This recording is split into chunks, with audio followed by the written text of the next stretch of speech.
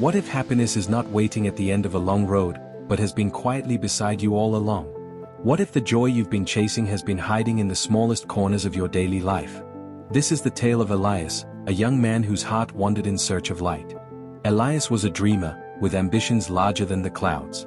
On paper, his life looked fine: a steady job, friends to laugh with, a family who cared. Yet inside, he felt hollow, as if life's colors had faded. Night after night, he scrolled through his phone, comparing himself to others whose lives seemed brighter, fuller, richer. When I get that promotion, I'll finally be happy, he thought. But the promotion came, and the thrill lasted only a few days. When I buy the car I want, then I'll be happy, he told himself. He bought the car, and the emptiness returned. Every milestone felt like holding water in his hands. It slipped away, leaving him thirsty again. One gray, rainy afternoon, Elias's heart sank deeper than ever. He had learned that his closest friends had gone out to a party without inviting him, their laughter and pictures flashing on his screen like taunts. The streets he walked were empty, silent, and yet full of shadows that seemed to follow him. Maybe I'm not enough. Maybe happiness is not meant for me, he thought, each step heavier than the last. But there were whispers in the village, stories about a woman who everyone said was the wisest and happiest in all the land. People came to her when life felt unbearable, seeking guidance, answers, or even a spark of hope. Desperate, Elias decided to seek her out.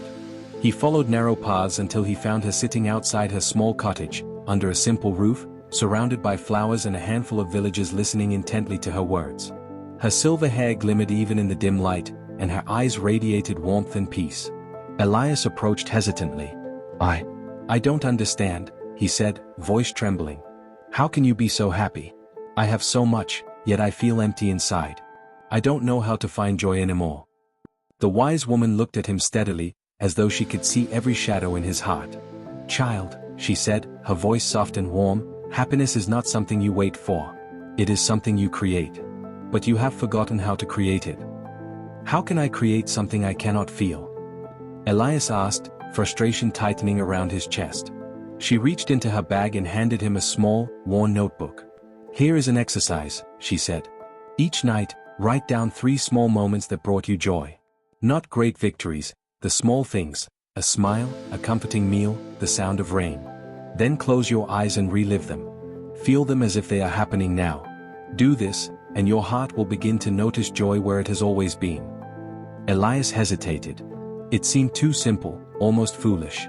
But the calm in her eyes silenced him. He took the notebook and went home. That first night, he struggled. His mind refused. Nothing good happened today, he muttered to himself, staring at the blank page. But slowly, memories surfaced. The stranger who held the door open, the warmth of his tea, the soft patter of rain against his window. He wrote them down. When he closed his eyes and relived the moments, a lightness spread through his chest. It was not magic. It was not fireworks. But it was peace. A spark had been lit. The next day, he tried again. And the next. Slowly, Elias began noticing things he had long ignored. Morning sunlight painting golden streaks across his room, laughter shared with a friend, the quiet satisfaction of helping someone without expecting anything in return. Yet doubt was relentless. One night, he forgot the exercise. The next day, a heaviness returned, pressing down like a storm cloud. He questioned whether it was even worth continuing. That evening, he returned to the wise woman. She listened patiently, then said, "Even the brightest flame flickers in the wind. But it is the small, repeated act of lighting it that keeps it burning." Encouraged, Elias resumed the practice. Slowly, the world responded. People smiled back at him. Colleagues offered help freely. Friends who had forgotten him invited him again. The act of noticing joy began to ripple outward, transforming not only his heart but the hearts around him. But the story does not end there. One evening, Elias faced his greatest challenge yet. A misunderstanding with a friend made him feel sad, and he felt the familiar heaviness returning. For the first time since beginning the exercise, he wanted to quit. The notebook lay untouched on his desk, and the temptation to abandon it was strong. He remembered the wise woman's words, "Even the brightest flame flickers in the wind." Taking a deep breath, he forced himself to write 3 moments of joy, small, almost mundane things. The comforting warmth of his mug, the laughter of a child passing by, the smell of rain on the earth. That night, as he relived them, the weight began to lift. And something extraordinary happened. By focusing on joy, he noticed opportunities he had overlooked. A colleague he had barely spoken to offered guidance. A stranger smiled, inspiring him to take a small, courageous step. Doors he thought closed opened unexpectedly.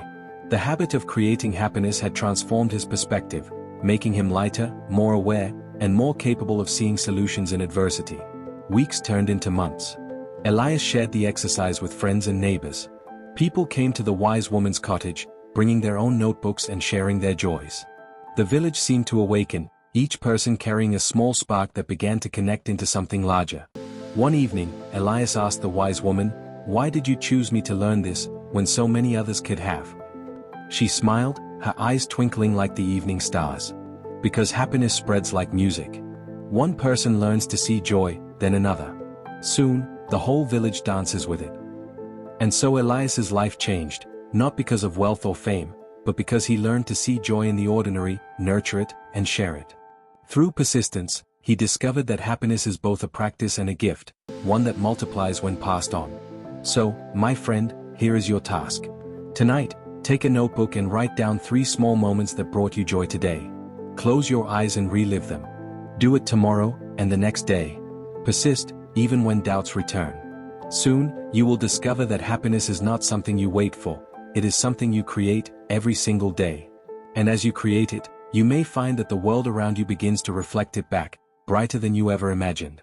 Bible verse: "Rejoice always, pray without ceasing, give thanks in all circumstances, for this is the will of God in Christ Jesus for you." 1 Thessalonians 5 verses 16 to 18. If you enjoyed this video, like, share and subscribe for more. Add a comment to let us know where you're watching from.